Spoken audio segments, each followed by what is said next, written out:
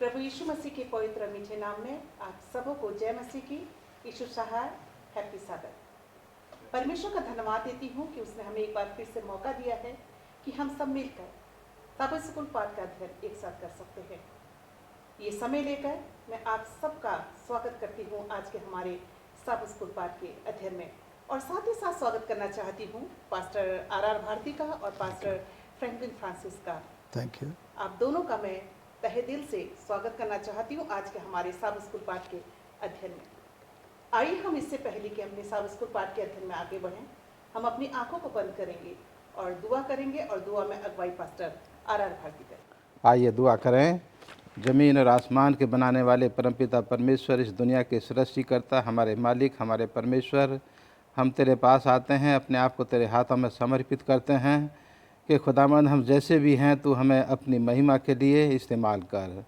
खुदावंद तुझसे दुआ करते हैं अपने तमाम श्रोताओं के लिए, दर्शकों के लिए, कि खुदावंद तू उनके भी साथ हो, उनको भी आशीष दे, अच्छे स्वास्थ्य में रख, अच्छा दिल और दिमाग दे कि परमेश्वर वो तेरे वचन को सुन सकें और उसके अनुसार अपने जीवन को इस दुनिया में व्यतीत कर सकें, जिससे कि हमारा जीवन एक दूसरे के लिए आशीष का जीवन बन सके। हम तमाम की अगुवाई कर, तेरी पवित्र आत्मा हम में से हर एक की मदद करे। मसीह के नाम से मांगते हैं, आमीन।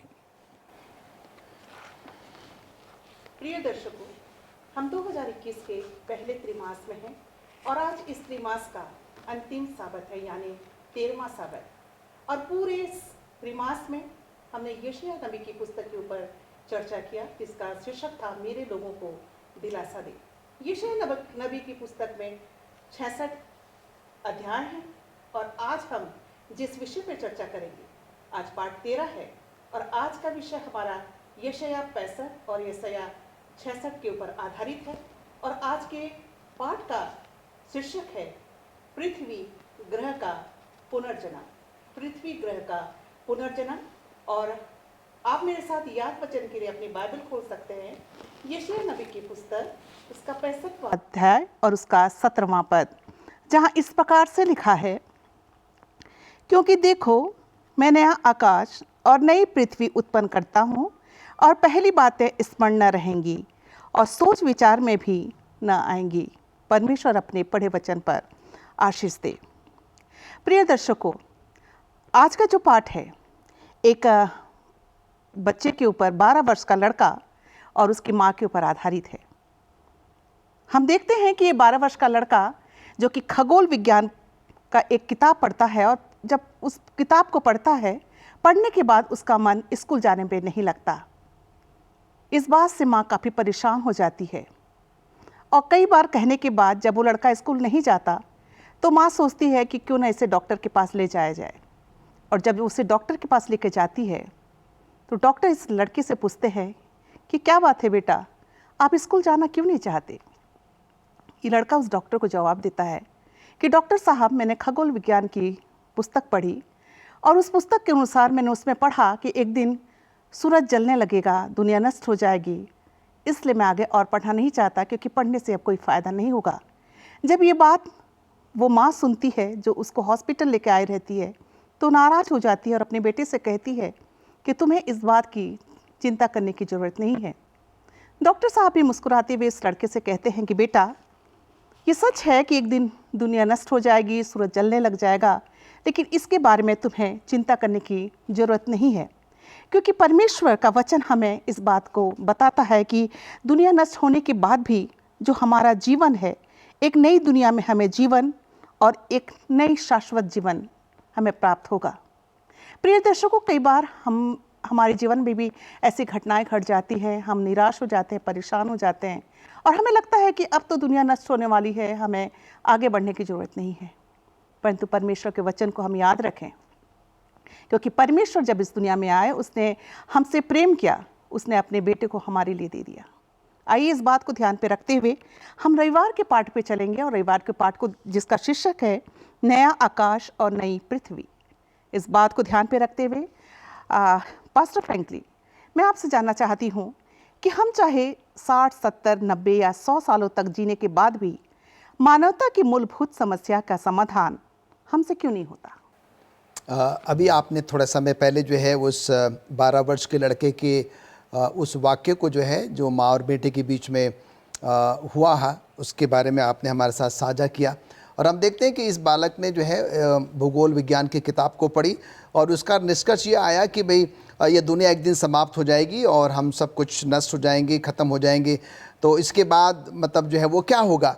पर हम यहाँ पर देखते हैं कि डॉक्टर साहब ने उसको जो है समझाने की जो है वो कोशिश करी। और जैसे कि अभी आपने बताया कि चाहे हम 60 साल, 70 साल, 80 साल या 100 साल क्यों ना जीवित रहें, उसके बावजूद भी जो है हमारे जीवन का जो अंत है वो दुख से भरा ही होगा। और हम यहाँ पर देखते हैं कि बाइबल बिल्कुल साफ साफ हमें ये बताती है कि हमने पाप किया है और पाप का जो प्रतिफल है वो मृत्यु है, वो मौत है। और एक दिन हम सबों को इस दुनिया से जाना है। जब तक हम इस दुनिया में रहेंगे ये दुख है, तकलीफ़ है, मुसीबत है, बीमारियां हैं, परेशानियां हैं, ये हमसे जो है वो अलग नहीं हो पाएंगी। और हम यहाँ पर देखते हैं कि पर यशायाह नबी जो है मुझे और आपको इन तमाम दुखों से, कष्टों से, तकलीफ़ों से, मृत्यु से जो है वो छुटकारे देने की जो है वो बात करता है। और वो एक ऐसी नई आकाश, एक ऐसी नई पृथ्वी के बारे में जो है वो वर्णन करता है जहाँ पर कि परमेश्वर स्वयं यशायाह नबी के द्वारा जो है वो हम सब से प्रतिज्ञा करता है। और जिसका वर्णन हम यशायाह 65वें अध्याय के 17वें पद में जो है वो हम पाते हैं, जहाँ पर इस प्रकार से लिखता है, क्योंकि मैं नया आकाश और नई पृथ्वी उत्पन्न करने पर हूँ, पहली बातें इस पर ना रहेंगी और सोच विचार भी ना रहेगा। परमेश्वर कहता है कि मैं यरूशलेम की प्रजा को आनंदित करूंगा, वहाँ फिर रोने और चिल्लाने का शब्द सुनाई नहीं देगा, बाल बच्चे जो है माँ बाप से अलग नहीं होंगे। आगे वो कहता है कि मैं उनके पुकारने से पहले उन्हें उत्तर दूंगा और उनके मांगने से पहले उनकी मैं सुन लूँगा। तो हम यहाँ पर देखते हैं कि परमेश्वर जो है यशायाह नबी के माध्यम से हम सबों को ये बताना चाह रहा है कि वो हमें उस नए आकाश और नए पृथ्वी में जो है वो लेकर जाना चाहता है, जहाँ पर कि ये सारी बातें जो अभी हमने पढ़ी हैं वो बिल्कुल भी जो है वो नहीं रहेंगी। अब वहाँ का जो वातावरण मैडम कैसे होगा, हम यहाँ पर वो जो है वो देखते हैं। यहाँ लिखता है कि भेड़िया और मेमना एक साथ चारा खाया करेंगे, सिंह बैल के समान भूसा खाएगा, सांप का भोजन तो मिट्टी ही रहेगा। ये बड़ी अचरज की जो है वो बात है, क्योंकि जब वो पृथ्वी पर था तब भी वो मिट्टी खा रहा था और वहाँ पर भी क्या करेगा, वो उसका भोजन मिट्टी ही रहेगा। वहाँ कोई किसी को दुख या हानि नहीं पहुँचाएगा। नए आकाश और नए पृथ्वी में हम सब कुछ जो है वो अच्छा अनुभव करेंगे। और हमने यहाँ पर देखा है कि नए आकाश और नए पृथ्वी से पहले का वातावरण कैसे होगा। नए आकाश और नए पृथ्वी में जब हम पहुँच जाएंगे, जिसका वर्णन परमेश्वर यशायाह नबी के माध्यम से हम तक पहुँचा रहा है, वहाँ का वातावरण जो है वो कैसे होगा। पर सबसे बड़ा सवाल ये है कि क्या मैं और आप जो है या हम सब जो है उस नए आकाश और नए पृथ्वी में जो है पहुँच पाएंगे या नहीं पहुँच पाएंगे। अजीज़ों, अवश्य पहुँच पाएंगे। परमेश्वर ने हमसे प्रतिज्ञा किया है, परमेश्वर ने हमसे वादा किया है कि मैं तुम्हारे साथ हूँ, मैं तुम्हें नहीं त्यागूंगा, मैं तुम्हें जो है वो नहीं छोड़ूंगा। पर इसके साथ ही साथ परमेश्वर चाहता है कि जो हमारा फ़र्ज़ है, जो हमारा कर्तव्य है, वहाँ तक पहुँचने के लिए हम क्या करें, अपनी अपनी जिम्मेदारी को जो है वो पूरी करें। तो परमेश्वर हम सबों को आशीष दे जब हम आपको जो है उस स्वर्गीय घर में, नए आकाश और नए पृथ्वी में जाने के लिए तैयार करते हैं। धन्यवाद देना चाहूँगी पास्टर फ्रैंकलिन आपके अच्छे विचारों के लिए। और आइए हम सोमवार के पाठ पे चलेंगे, जिसका शीर्षक है ईश्वरीय चुंबक।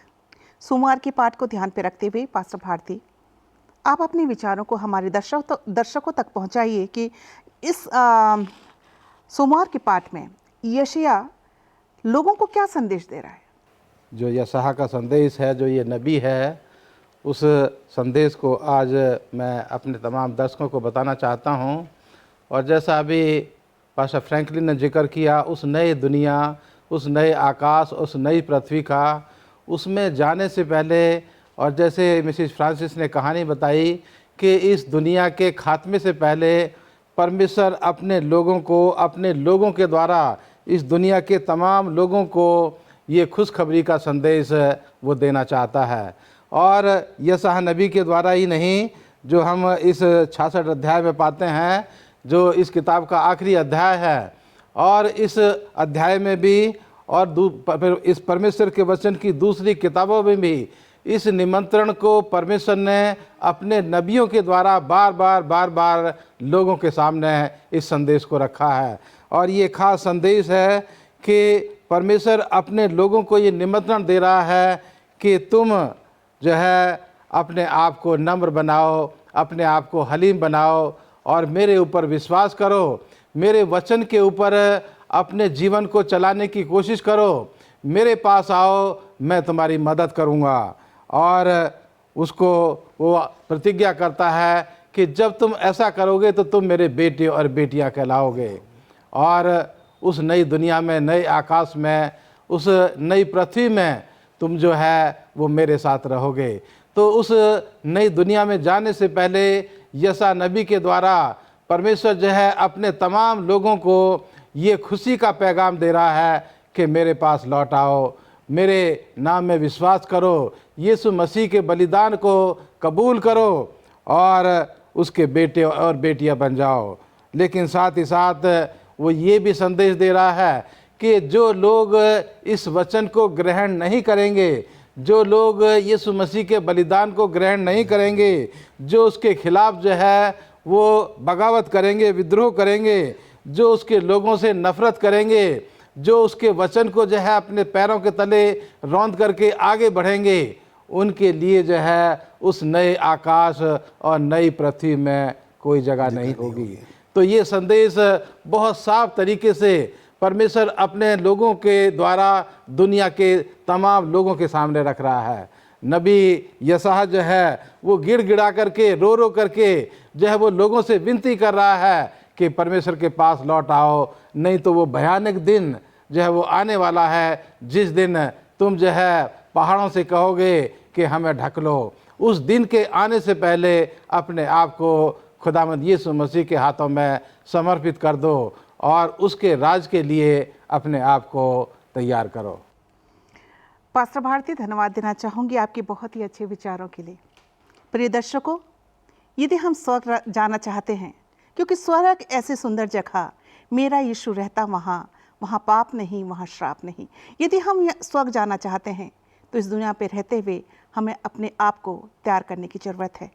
आइए हम मंगलवार के पाठ पे चलेंगे और मंगलवार के पाठ का शीर्षक है मिशनरी और उपासना के अगुवे। आइए इस पाठ को ध्यान पे रखते हुए पास्टर फ्रैंकलिन के पास चलते हैं। और पास्टर फ्रैंकलिन, हम सब चर्च के सदस्य हैं। एक चर्च का सदस्य होने के नाते प्रभु के सुसमाचार लोगों तक पहुंचाने में हमारा क्या योगदान है या क्या योगदान होना चाहिए? बड़ा ही अच्छा प्रश्न है। और इससे पहले कि हम आपके प्रश्न का जवाब दें, अभी आपने पास्टर भारती को सुना है कि परमेश्वर जो है हमारा दयालु है, प्रेमी है, अनुग्रहकारी है और वो जो है अपने लोगों के द्वारा अपने लोगों को जो है वो तैयार कर रहा है। वो नहीं चाहता कि उस नए आकाश, नए पृथ्वी में जाने से कोई भी जो है वो वंचित हो जाए। अब हम आपके प्रश्न पर आते हैं।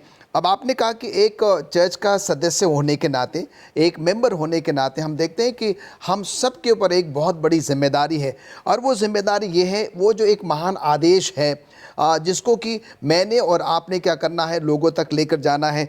वो सुसमाचार का प्रचार जो है वो लोगों तक जो है वो फैलाना है। परमेश्वर ने यशा नबी के द्वारा और भी नबियों के द्वारा क्या किया, परमेश्वर के वचन को लोगों तक पहुंचाया है। पर अब ये जिम्मेदारी हमें दी गई है और हमें अब क्या करना है, इन जिम्मेदारियों को जो है, जिम्मेदारियों को उठाते हुए प्रभु परमेश्वर के वचन को जो है वो लोगों तक लेकर जो है वो जाना है। अब सवाल ये उठता है कि मैं एक चर्च का सदस्य हूँ, मैं शायद बाइबल का उतना ज्ञान नहीं रखता, मैं शायद चर्च का वो ऑफिस बेरर नहीं हूँ, उसके बावजूद भी जो है मैं कौन कौन से ऐसे काम कर सकता हूँ जो कि परमेश्वर के सुसमाचार को, शुभ संदेश को मैं लोगों तक जो है वो लेकर जा सकता। हम देखते हैं कि परमेश्वर ने हम सब के जीवन में बहुत कुछ किया है। हम अपनी गवाही, हम अपनी साक्षी दे सकते हैं। जिस किसी की भी समय पर हम जो मदद कर सकते हैं उसके लिए हम आगे आ सकते हैं। जहाँ पर भी हम काम कर रहे हैं, अपने बातचीत के द्वारा, अपने रहन सहन के द्वारा, अपने व्यवहार के द्वारा, अपने उन वरदानों के द्वारा, टैलेंट्स के द्वारा हम क्या कर सकते हैं, लोगों को परमेश्वर की तरफ आकर्षित करते हैं। हम अगर ज्ञान हमारे पास है, हम लोगों को जो है वो ज्ञान बांट सकते हैं। हम किसी भी माध्यम से अगर लोगों को मदद कर सकते हैं, हमें क्या करना है, लोगों के पास आने की ज़रूरत है। अगर आप यशा उसका 66वां अध्याय और उसके 19 से लेकर 21वें पद में जाएं तो यहाँ पर हम देखते हैं कि परमेश्वर यशा नबी से उन मिशनरियों की और उन अगुवों की जो है वो क्या कर रहा है, वो बात कर रहा है। परमेश्वर कहता है कि वो उनके लिए क्या करेगा, एक चिन्ह जो है वो प्रकट करेगा और उनको जो है वो अलग अलग जातियों में जो है वो भेदेगा, जो जाकर क्या करेंगे, उसके सुसमाचार का प्रचार करेंगे और वो अलग अलग जातियों में क्या करेंगे, प्रभु परमेश्वर की महिमा करेंगे। परमेश्वर कहता है कि वे लोगों को जो है याजक और लेवियों के पद पर भी क्या करेगा, वो चुनेगा।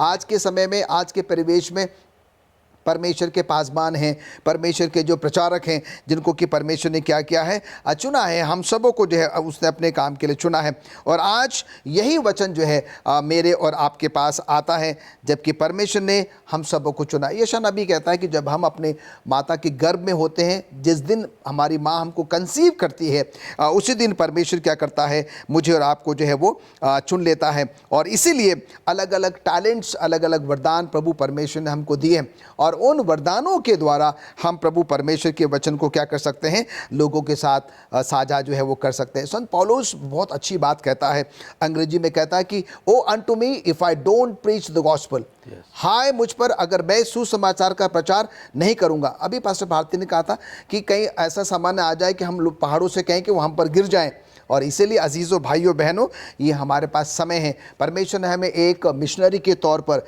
एक उपासना करने वालों के तौर पर, आराधना करने वालों के तौर पर जो है वो चुना है। हम उन खुशनसीबों में से है जिनको कि खुदा ने क्या किया, अपने सुसमाचार को लोगों तक पहुंचाने के लिए जो है वो चुना है। एक बड़ा ही उम्दा हिस्सा जो है मुझे और आपको जो है वो मिला है, और जिस किसी माध्यम से जो है आइए हम परमेश्वर के संदेश को लोगों तक पहुंचा सकते हैं। अजीज़ों, हम कतई जो है उससे विमुख ना हो, उससे पीछे ना हो। हम ज़्यादा से ज़्यादा लोगों को सुसमाचार प्रचार करें, जिससे कि जब प्रभु यीशु मसीह आए, ज़्यादा से ज़्यादा लोग जो है वो तैयार पाए जा सकें। धन्यवाद देना चाहती हूँ पास्टर फ्रैंकलिन आपके अच्छे विचारों के लिए। और प्रिय दर्शकों, ज़रूरत है कि आज हमें परमेश्वर के वचन को दुनिया के कोने कोने तक पहुँचाने की। एक आग हर दिल में प्रभु की जलाना है, भटके हुए जीवन को प्रभु से मिलाना है। आइए हम बुधवार के पाठ पे चलेंगे, और बुधवार के पाठ का शीर्षक है विश्वास का समुदाय। और आइए इस पाठ को ध्यान पे रखते हुए पास्टर भारती के पास चलते हैं। और पास्टर भारती, आप अपने विचारों को हमारे दर्शकों तक पहुंचाइए कि यशायाह नबी की पुस्तक, उसका 66वां अध्याय और उसके 21 वचन में यशायाह नबी की ये भविष्यवाणी कब पूरी हुई। मिसेस फ्रांसिस, जो आपने अभी सवाल किया है, जो यशायाह की किताब उसके आखिरी अध्याय की 66वें अध्याय की उसकी 21 आयत में जो लिखा है, और जिसका अभी थोड़ा सा जिक्र पास्टर फ्रैंकलिन ने भी किया कि परमेश्वर ने मुझे और आपको चुना है अपना संदेश देने के लिए। लेकिन आज ये स्थिति हमारे सामने है, लेकिन ये स्थिति हमेशा से ऐसी नहीं थी। हम अगर बाइबल के इतिहास को देखें तो उसके पढ़ने से हमें पता लगता है कि सबसे पहले परमेश्वर ने यहूदी जाति को, इस्राएली जाति को परमेश्वर ने चुना कि वो परमेश्वर के लोग हैं, और उनके द्वारा जो है परमेश्वर अपनी महिमा, अपना आदर और सम्मान जो है वो कराना चाहता है। लेकिन जैसे जैसे हम आगे बढ़ते हैं, ये भविष्यवाणियाँ जो है परमेश्वर के वचन में पाई जाती हैं कि ऐसा भी समय आएगा कि परमेश्वर अन्य जातियों में से अपने लोगों को चुनेगा। और यहाँ निर्गमन की किताब उसके 19 अध्याय की 6 आयत में भी लिखा है कि ये परमेश्वर ने जो है अपनी एक जाति को, जो याजकों का राज्य होगा और एक पवित्र जाति जो है वो ठहरेगी, उसने यहूदी जाति को अपने मकसद के लिए उसने चुन लिया। लेकिन हम समय के अंतराल के साथ ये पाते हैं कि इस इस्राएली लोगों ने, यहूदी जाति ने परमेश्वर को ठुकरा दिया, और परमेश्वर की वो भविष्यवाणी जो है अब यहाँ पर नए नियम में आकर के उसको हम देखते हैं, जो पौलुस रसूल उस गलतियों की किताब उसका 3 अध्याय उसकी 28 और 29 आयत में, कि पौलुस रसूल जो है यहाँ आप लोगों को कह रहा है कि अब कोई ना यहूदी है और ना कोई यूनानी है, हम परमेश्वर में सब बराबर हैं। इसमें पौलुस रसूल जो है बता रहा है कि अब हम परमेश्वर पर विश्वास करके हम अब्राहम के वंशज और उसकी प्रतिज्ञा के अनुसार उसके वारिस हम बन सकते हैं। और पहला पत्रस उसके 2 अध्याय की 9 आयत में भी यहाँ लिखा है कि परमेश्वर ने अब अन्य जातियों के लोगों को भी अपने अपने संदेश के लिए जो है उसने चुना है, और वो अब लोगों को कह रहा है कि तुम एक चुना हुआ वंश हो, तुम परमेश्वर के पवित्र लोग हो, तुम परमेश्वर की निज प्रजा हो, और तुम परमेश्वर के पदाधिकारी हो।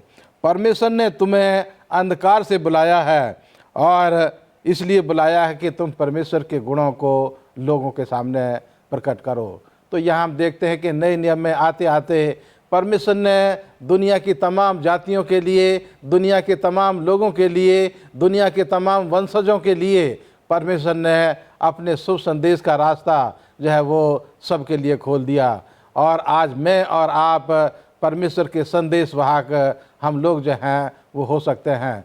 जब हम परमेश्वर का वचन लेकर के हम लोगों के पास जाते हैं तो भविष्यवक्ता की यशायाह की ये भविष्यवाणी पूरी होती है कि परमेश्वर ने अन्य जातियों के बीच से भी याजकों को और मंदिर में काम करने वाले लोगों को जो है उसने चुन लिया है। और आज हम देखते हैं कि हम लोग आज अन्य जातियों में से आकर के परमेश्वर के भवन में जो है वो काम कर रहे हैं, परमेश्वर के भवन में बैठ कर के आराधना कर रहे हैं।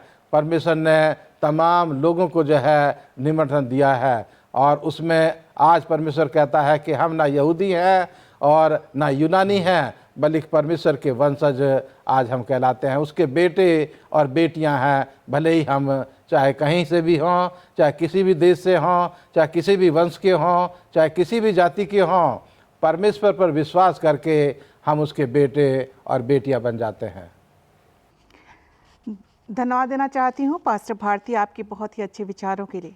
प्रिय दर्शकों, हम चाहे किसी भी जाति के क्यों न हो, हम चाहे किसी दुनिया के किसी कोने में क्यों न हो, प्रभु यीशु मसीह में हम सब एक हैं, हम सब भाई बहन हैं।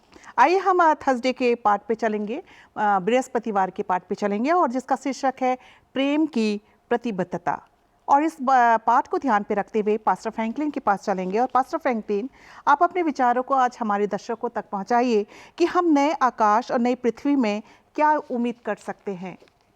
जैसे कि अब तक हमने जो है पास्टर भारती के द्वारा और मैंने भी जो है चंद बातें आप लोगों के साथ जो है वो साझा करी हैं और इन सारी बातों का जो निचोड़ है और वो हमने देखा है कि जो कुछ भी आज हम इस पृथ्वी पर अनुभव कर रहे हैं और जब हम नए आकाश और नए पृथ्वी की बात करते हैं तो वहाँ का जो माहौल है, वहाँ का जो वातावरण है बहुत ही अनुकूल होगा, बहुत ही जो है वो अच्छा होगा। और जैसे कि गुरुवार के पाठ का जो शीर्षक है प्रेम की प्रतिबद्धता, हम देखते हैं कि परमेश्वर जो है अपने वायदे का पक्का है और जो जिस प्रेम की जो वो बात कर रहा है और वो चाहता है कि वो उसी प्रेम में क्या करे, कायम था, कायम है और कायम जो है वो रहेगा। हम यशायाह नबी उसके 66वें अध्याय के 22वें पद में यहाँ पर जाते हैं और हम देखते हैं कि परमेश्वर जो है वो यशायाह नबी के द्वारा एक बहुत ही अद्भुत प्रतिज्ञा के बारे में यहाँ पर जिक्र कर रहा है, यहाँ पर बात कर रहा है। और वो जब बात करता है नए आकाश और नए पृथ्वी की, और वहाँ पर वो कहता है कि हम जिस वंश के लोग हैं, जो हमारा नाम है, ये हमारा वंश और हमारा नाम जो है वो क्या रहेगा, वैसे के वैसे बना रहेगा, वो कायम रहेगा। वहाँ पर कोई दाग नहीं होगा, कोई धब्बा नहीं होगा, कोई कटाई छटाई नहीं होगी, कोई तोड़ना या उखाड़ना जो है वो नहीं होगा। और यहाँ पर परमेश्वर अपने इन चंद वचनों के द्वारा हमें उस अनंत जीवन के बारे में जो उसने प्रतिज्ञा करी है, जो उसने वायदा किया है, उसको क्या कर रहा है, वो दोहरा रहा है। वहाँ पर वो कहता है कि वहाँ पर हम सब जो है बिना पाप के, बिना मृत्यु के, बिना किसी कष्ट और इन सारी चीज़ों को जो कि आज हम इस पृथ्वी पर अनुभव करते हैं, ये कुछ भी जो है वो नए आकाश और नए पृथ्वी पर बिल्कुल भी हम अनुभव नहीं करेंगे। और परमेश्वर ने अपने बेटे यीशु मसीह को जो है वो हम सबों के लिए जो है वो बलिदान कर दिया। वो चंद बातें जो है अभी पास्टर भारती ने जो है हमारे साथ जो है वो साझा करी है। 2-3 आयतें मैं आपके सामने पढ़ना चाहूँगा जो कि नए आकाश और नए पृथ्वी का जो है वो वर्णन करती है।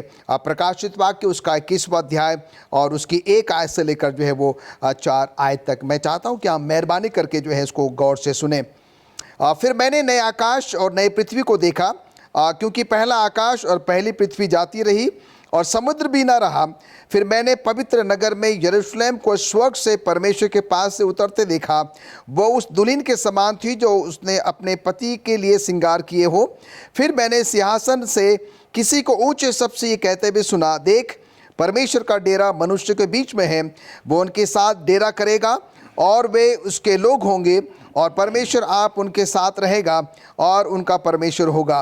वो उनकी आंखों से सब आंसू पोंछ डालेगा और उसके बाद मृत्यु ना रहेगी और न शोक, न विलाप, न पीड़ा रहेगी, पहली बातें जाते रही। तो ये इस बातों का संक्षेप है थोड़े शब्दों में, जो कि यशा नबी मुझे और आपको बताना चाह रहा है कि उस नए आकाश और नए पृथ्वी का जो वातावरण होगा, जो माहौल होगा, वो कितना ही सुखद और कितना ही आनंदमय होगा। और आइए हम और आप अपने आप को क्या करें, उस नए आकाश और नए पृथ्वी में जो है जाने के लिए अपने आप को तैयार करें और औरों को भी जो है वो तैयार करें। धन्यवाद देना चाहती हूँ पास्टर फ्रैंकलिन आपकी बहुत ही अच्छे विचारों के लिए। आइए हम शुक्रवार के पाठ पे चलते हैं और शुक्रवार के पाठ को ध्यान पे रखते हुए पास्टर भारती, आपसे मैं जानना चाहती हूँ कि इस पृथ्वी का शुद्धिकरण कब होगा। मिसेस फ्रांसिस, जो आपने हम आज का पर्चा सीख रहे हैं उसका हेडिंग भी यही है कि इस पृथ्वी ग्रह का शुद्धिकरण जो है वो कब होगा। और ये आज हमारे पर्चे का निचोड़ है कि जिस दुनिया में हम रहते हैं, इस दुनिया का पवित्रीकरण या शुद्धिकरण या साफ़ सुथरा ये पृथ्वी जो है वो कब होगी, जिसका जिक्र पास्टर फ्रैंकलिन ने किया है। नया आकाश और नई पृथ्वी, उस नए आकाश और नई पृथ्वी के आने से पहले इस दुनिया का जो है वो शुद्धिकरण किया जाएगा। और इसके लिए प्रकाशित वाक्य की किताब उसके 20 अध्याय की 7 से लेकर के 7, 8, 9 आयत में जो है यहाँ पर उसको लिखा गया है कि जब 1000 वर्ष पूरे हो चुके तो शैतान कैद से छोड़ दिया जाएगा। वह उन जातियों को जो पृथ्वी के चारों ओर होंगी, अर्थात गोग और मगोरा को, जिनकी गिनती समुद्र की बालू के बराबर होगी, भरमा कर लड़ाई के लिए इकट्ठा करने को निकलेगा। वे सारी पृथ्वी पर फैलकर पवित्र लोगों की छावनी और प्रिय नगर को घेर लेंगी और आग स्वर्ग से उतरकर उन्हें भस्म कर देगी। तो यहाँ 1000 वर्ष के बाद का जिक्र यहाँ पर किया गया है। और ये 1000 वर्ष जो है ये उस वक्त के हैं जब खुदावंद यीशु मसीह की आमद होगी, दूसरा आगमन होगा, तो परमेश्वर के साथ परमेश्वर के लोग जो हैं वो स्वर्ग में चले जाएंगे और 1000 वर्ष वहाँ पर रहेंगे। और 1000 वर्ष के बाद यहाँ लिखा है कि जो नया आकाश और नई पृथ्वी आती हुई होगी, उस वक्त जो है शैतान जो है उसको छोड़ दिया जाएगा। वो दुनिया के लोगों को, जो उसके लोग हैं जो शैतान में विश्वास करते हैं, वो उनको इकट्ठा करेगा और कहेगा कि आओ हम उस नए यरूशलेम के ऊपर चढ़ाई करें और उसके ऊपर फतेह हासिल करें। और उस वक्त का यहाँ पर जिक्र किया गया है कि उस वक्त आसमान से गंधक और आग आएगी और इस पृथ्वी को जला करके भस्म कर देगी, पवित्र कर देगी, और उसके ऊपर नया यरूशलेम जो है वो आकर के उतरेगा। तो इस शुद्धिकरण जो है ये यीशु मसीह के तीसरे आगमन पर होगा, जब यीशु मसीह जो हैं अपने नए शहर के साथ, नए यरूशलेम के साथ, अपने पवित्र लोगों के साथ वो स्वर्ग से इस पृथ्वी के ऊपर, पृथ्वी की तरफ आते हुए होंगे। तब ये पृथ्वी जो है गंधक और आग से, जो अधर्मी लोग हैं और जो शैतान है और जो ये पृथ्वी है जो पाप से भरी हुई है, इसको जला करके गंधक और आग जो है वो जला करके पवित्र कर देगी और इसके ऊपर आकर के नया शहर, नया यरूशलेम जो है और परमेश्वर के लोग इस नई पृथ्वी के ऊपर जो है वो आकर के हमेशा हमेशा रहेंगे। धन्यवाद देना चाहती हूँ पास्टर भारती आपके अच्छे विचारों के लिए। प्रिय दर्शकों, जैसा आज हमने अध्ययन किया पृथ्वी ग्रह का पुनर्जन्म, स्वर्ग में जाने के लिए हमें किस बात की आवश्यकता है? यदि हम स्वर्ग जाना चाहते हैं तो हमें अपने आप को इस दुनिया पे रहकर अपने कामों के द्वारा हमें अपने आप को सही करने की जरूरत है। हम अपने परिवार को या हम अपने हस्बैंड को, हम अपने वाइफ को, अपने बच्चे को लेकर नहीं जा सकते। इसके लिए हमें अपने स्वयं को, अपने आप को तैयार करने की जरूरत है और परमेश्वर के वचन को दुनिया के कोने कोने तक फैलाने की जरूरत है। हमारा भला काम हमारे स्वर्ग जाने का एक पासपोर्ट है। इस बात का हम ध्यान रखें। मैं धन्यवाद देना चाहती हूँ आप सभी दर्शकों का। पूरे त्रिमास में आपने हमारे सबक स्कूल पाठ के अध्ययन में साथ दिया, हमारे सबक स्कूल पाठ का अध्ययन किया। साथ ही साथ धन्यवाद देना चाहती हूँ पास्टर आर भारती का और पास्टर फ्रैंकलिन फ्रांसिस का। आज आपने अपने विचारों को हमारे दर्शकों तक पहुँचाया। प्रभु हम सबको आशीष और बरकत दे। सबक स्कूल पाठ को ख़त्म करने के लिए आइए हम अपने आंखों को बंद करेंगे और पास्टर फ्रैंकलिन के साथ दुआ करेंगे। आइए प्रार्थना करें। स्वर्गीय पिता परमेश्वर, हृदय से धन्यवादित हैं आज के इस त्रिमास के अंतिम सबे स्कूल पाठ के अध्ययन के लिए। प्रभु, पूरे त्रिमास में आपने हमें यशा नबी की पुस्तक में से बहुत कुछ सिखाया। प्रभु, आपने मेरे लोगों को दिलासा देने के विषय में आपने सिखाया, और आज के सबे स्कूल पाठ के द्वारा प्रभु हमने उस नए आकाश और नए पृथ्वी के बारे में सीखा है। प्रभु, हम उस नए आकाश और नए पृथ्वी में जाना चाहते हैं। हम उस स्वर्गीय घर में रहना चाहते हैं जहाँ पर सब कुछ बहुत ही अच्छा और आनंदमय होगा। प्रभु, हम जानते हैं कि हम अभी भी तैयार नहीं हैं। हमारी मदद करें प्रभु कि हम अपने आप को तैयार करें, अपने परिवारों को तैयार करें, अपने कलीसियाओं को तैयार करें और ज़्यादा से ज़्यादा लोगों को तैयार करने वाले बन सकें, जिससे कि प्रभु हम उस स्वर्गीय घर में प्रवेश होने से वंचित ना हो सकें। प्रभु, एक बार फिर से हम आपके हृदय से धन्यवादित हैं कि पूरे त्रिमास भर आप हमारे साथ रहें, जबकि हमने प्रभु आपके सबे स्कूल पाठ को अपने श्रोताओं के साथ साझा किया। हमारे श्रोताओं की आपने मदद करी सबे स्कूल पाठ के अध्ययन को समझने में। इन सारी बातों के लिए प्रभु हम आपका शुक्रिया अदा करते हैं, धन्यवाद देते हैं कि आपने हमारी प्रार्थनाओं को सुना है। प्रभु यीशु मसीह के नाम से मांगते हैं, आमीन। आमीन आमीन।